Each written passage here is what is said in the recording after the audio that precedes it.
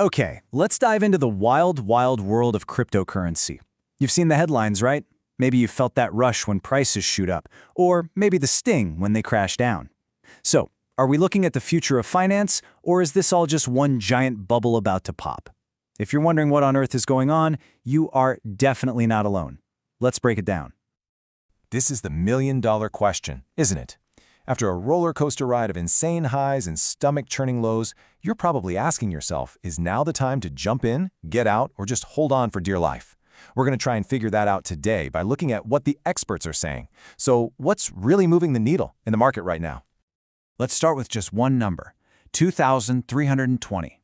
That's how many people in South Korea just reported holding over $360,000 in crypto. And get this, that number more than doubled in just 1 year. This tells us something huge. Crypto isn't just a fringe hobby anymore. We're talking about serious money flowing in. But why? So why are the wealthy and these massive institutions suddenly piling into crypto? It really feels like we're watching it transform from a niche interest into a full-blown mainstream asset. Let's dig into what's pulling crypto into the big leagues.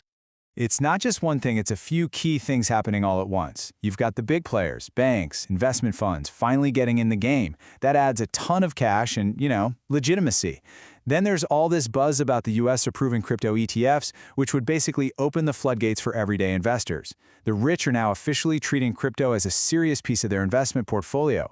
And, on top of all that, new rules are making parts of the crypto world, like stablecoins, feel a lot safer and more reliable. This quote from a private banker just nails it. For a lot of these folks, it's not a question of if crypto is here to stay anymore. It's how do I get a piece of it? That fear of missing out, FOMO, it's becoming a real driver, even for the most careful, conservative investors out there. All right, let's talk about the original, the king of crypto, Bitcoin. Its recent surge in price isn't just random luck. There are some really specific trends and pretty wild theories that suggest this momentum could actually keep going. The positive signs have really been stacking up. Bitcoin usually has a bad September, but this time it gained almost 4%. Then October lived up to its name, with prices blasting past 121 grand. And now, some analysts are calling for another 50% rally by the end of the year, with a target of $170,000. Some of the long-term models even suggest this bull run could last well into 2026. So, where are these giant price predictions even coming from? Well, one popular theory is called the stock-to-flow model. The easiest way to think about it is to see Bitcoin as digital gold, right? There's only so much gold in the world, and there's a fixed supply of Bitcoin. Only 21 million will ever be created. The model basically says that as it gets harder to mine new Bitcoin, its value is just naturally going to go up because it's so scarce. Now, the analyst who created this model, who goes by Plan B, has a target that'll make your jaw drop. $500,000 for one Bitcoin. The logic is, as governments around the world keep printing more and more money, our normal currencies lose value. That could push people towards an asset like Bitcoin, which you can't just create out of thin air. In that world, Bitcoin becomes what he calls a scarcity magnet, pulling in capital that's looking for a safe place to hide. But is the market just getting too hot? Is this getting out of hand? There's a cool tool called the RSI that helps us check the temperature.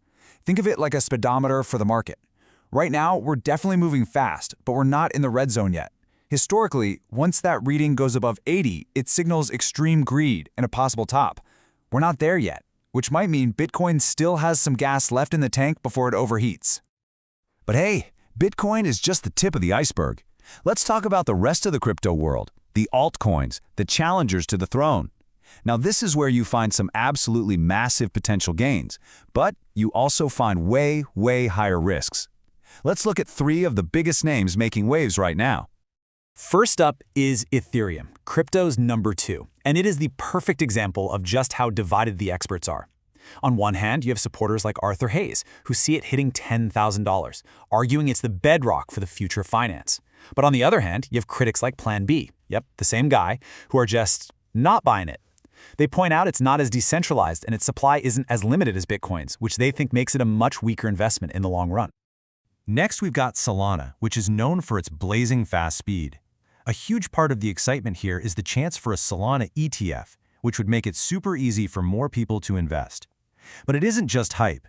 Solana is seeing real, actual growth, We're talking over 1 billion user accounts and handling a massive chunk of transactions for the popular stablecoin USDC. That suggests it's building something that people are actually using. And finally, there's Ripple's XRP, which is kind of the odd one out. Its big play is to partner with banks for regulated, cross-border payments, and a potential ETF could really put it in the spotlight. Plus, its community of supporters is incredibly loyal. But it gets a lot of criticism for being more centralized than other cryptos, and its goal of working with the big banks puts it at odds with the whole anti-establishment vibe of the crypto movement. Okay, we've talked a lot about the upside, the exciting stuff, but now it is absolutely time for a reality check. What could go wrong? Because you have to understand the risks before even thinking about jumping in. You hear this phrase thrown around a lot, altcoin season. That's the time when all the smaller coins are supposed to go to the moon. But is it a sure thing? Well, some experts are saying, not so fast. They're warning that this time might be different, and that Bitcoin's dominance could actually keep the other coins from having their big moment. Let's be brutally honest about the risks. The volatility is off the charts. One veteran trader warned that if Bitcoin drops 50%, many altcoins could lose 90% of their value. Or even more, they could get totally wiped out. We saw just how fast things can turn ugly when over $1.6 billion was liquidated in a single week. And on top of that, the experts can't agree on anything, the regulations are still a giant question mark, and big global events like interest rate hikes can send shockwaves through the entire market. In fact, there's a really vocal group of people called Bitcoin maximalists who believe that everything, and I mean everything, other than Bitcoin is just noise. They see the thousands of other coins as nothing but distractions or worse, outright fakes designed to trick investors out of their money. For them, Bitcoin is the one and only asset worth your time. So, what in the world are you supposed to do with all this? Let's boil it down to 3 simple tips. 1. Try to zoom out. Look at the big picture, the massive shift that's happening, and don't get obsessed with the day-to-day price swings. 2. You have to accept the volatility. It's not a flaw in the system. It is the system. It's a feature, not a bug. And 3, with so many experts yelling different things, you have to do your own research. At the end of the day, it's your money, and you're the only one who can truly protect it. And that brings us right back to the big question we started with. After seeing the incredible opportunities and the very, very real risks, is there a place for crypto in your portfolio? Only you can answer that, but hopefully after all this, you're a little better equipped to figure out what that answer is. Thanks for joining me for this explainer.